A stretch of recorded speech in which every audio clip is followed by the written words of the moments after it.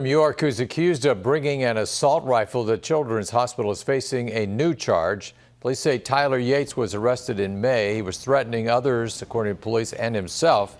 In court last week, his bond was increased by $100,000 to $600,000.